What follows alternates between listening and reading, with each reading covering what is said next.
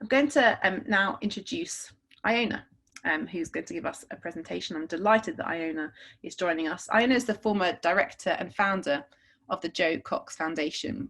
She's a freelance strategy and campaigns advisor for nonprofit and corporate clients, focused on what it takes to build better connected, less lonely communities. So relevant to what we're addressing this evening.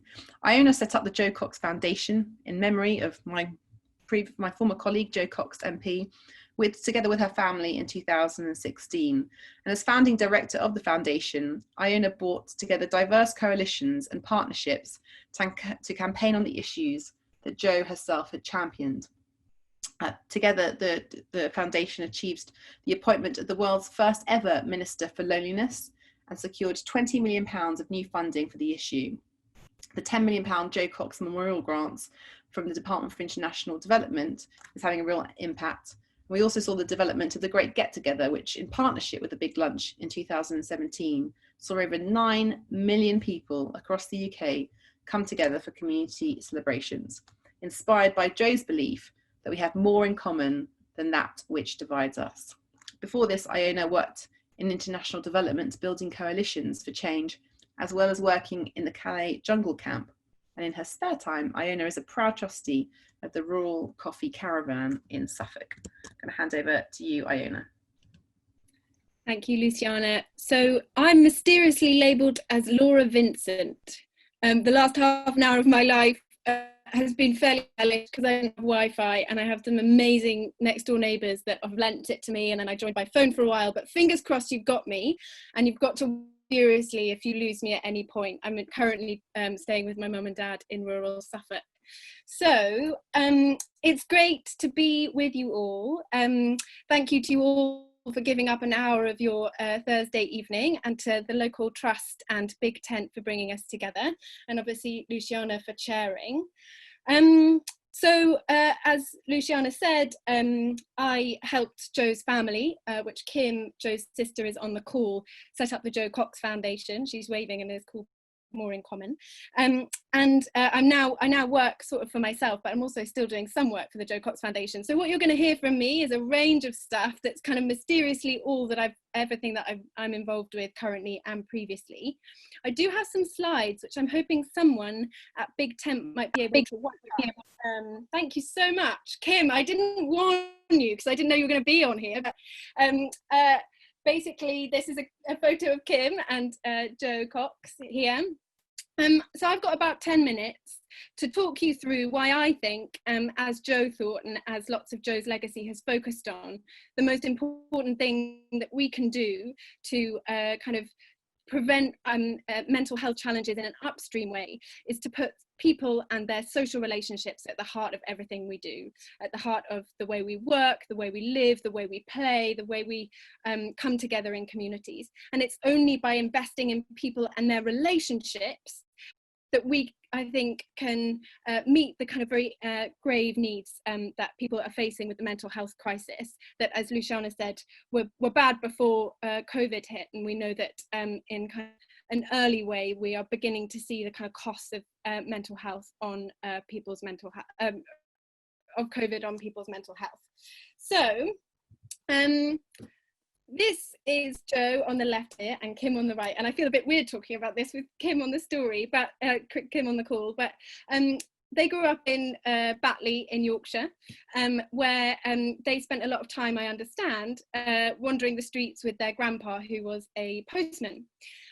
And when Jo returned to Batley 20 years later after a career in international development as an aid worker, the community she found had shifted somewhat. The conversations that had been at the heart of the community and that she'd watched through the eyes of her grandfather had shifted somewhat, and people lived in a more disconnected way.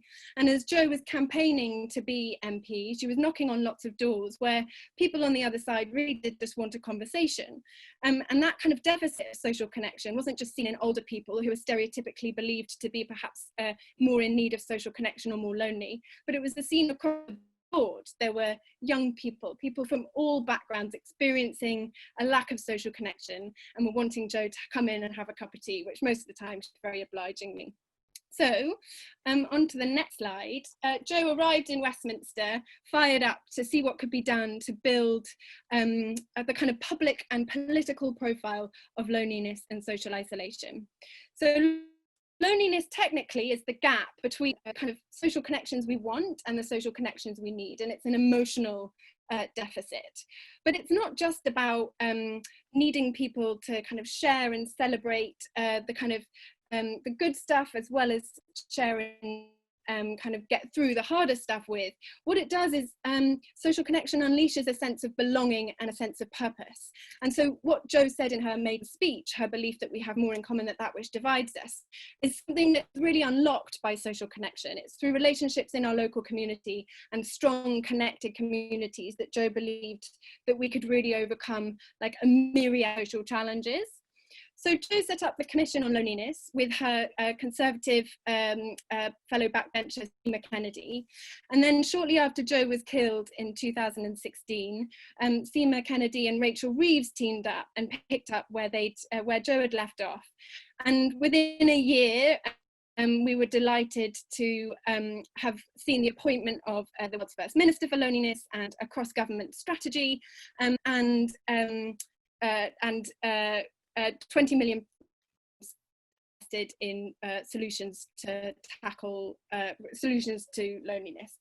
But that was just sort of the beginning, right? Jo didn't believe that loneliness or the government could essentially kind of build stronger connections. Really, that has to be done in a bottom-up way, and that's why so much energy and effort was invested in initiatives, including the Great Get Together, which were all about how do you encourage people to reach out in their communities and build strong connections.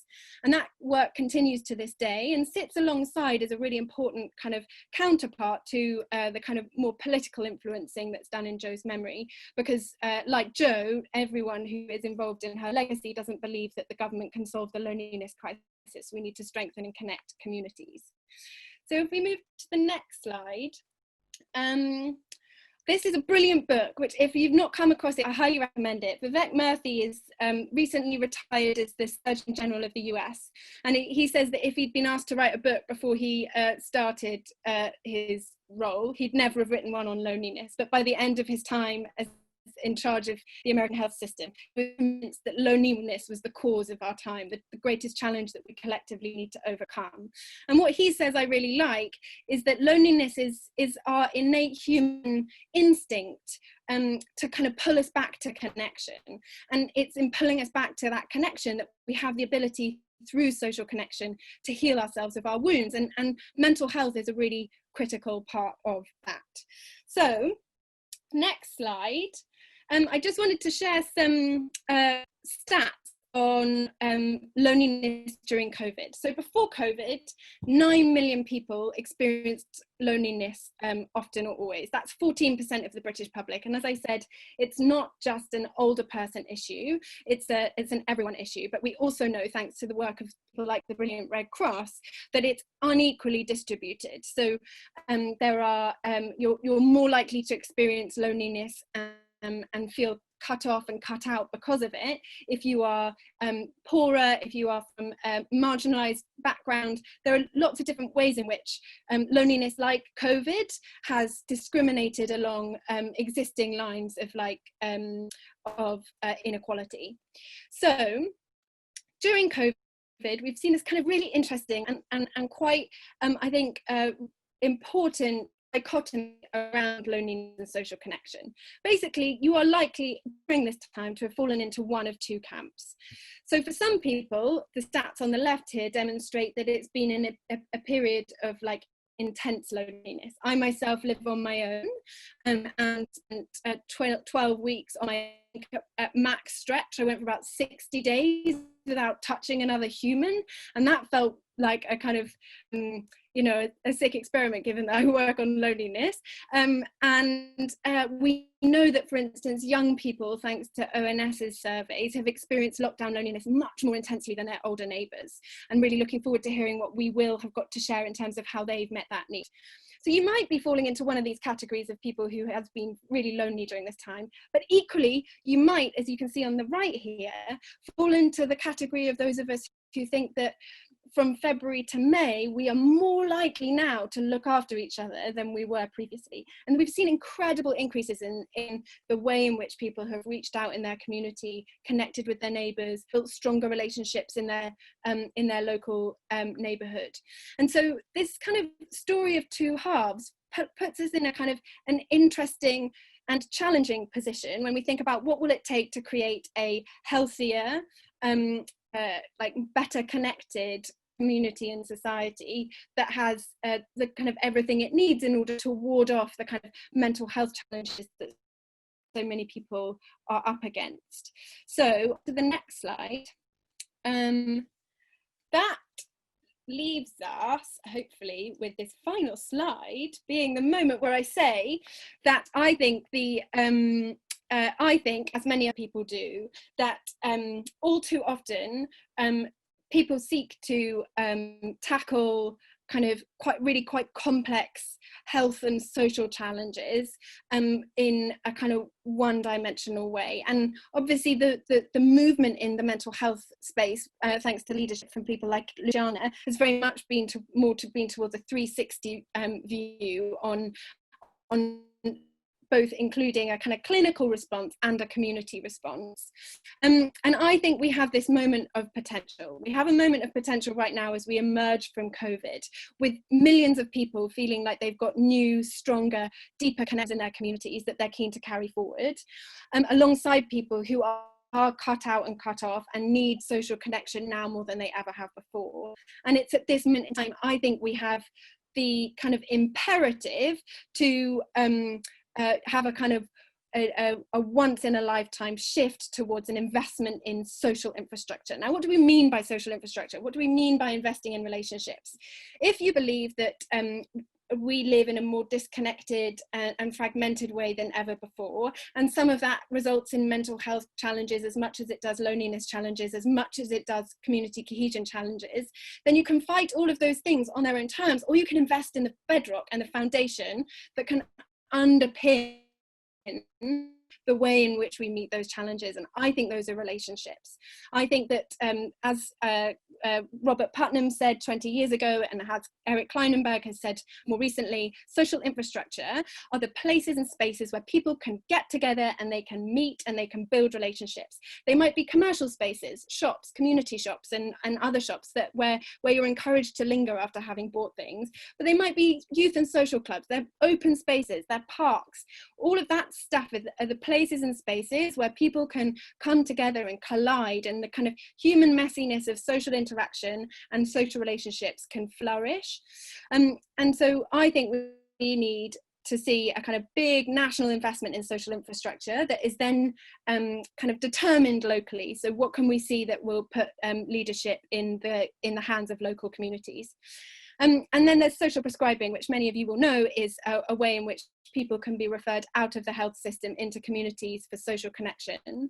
That work is really important, and it's fantastic to see the government coming out of the crisis talking about more link workers, the people that can connect people to their local communities. But I think it's really important that we're not just thinking about how do we get people out of the health system, but we need to think about what is the community and the space and the stuff that we're sending people into that we feel really positive and create the connection that people need. I'm going to finish by saying that if there's one thing I'd love you to do after this call, I'd love you to look at the Connection Coalition.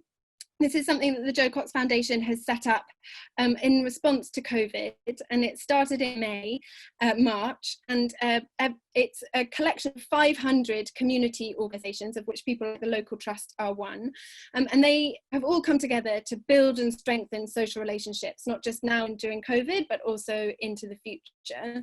I think what you've got in there is a really powerful testament to all of the different ways in which different sizes and scopes of organisation are all beginning to see that relationships and the power of like social relationships and connected communities lie at the heart of what a kind of a fairer, more equitable future can look like, and one certainly that I feel confident would better meet the needs of the millions of people who experience really crippling mental health challenges.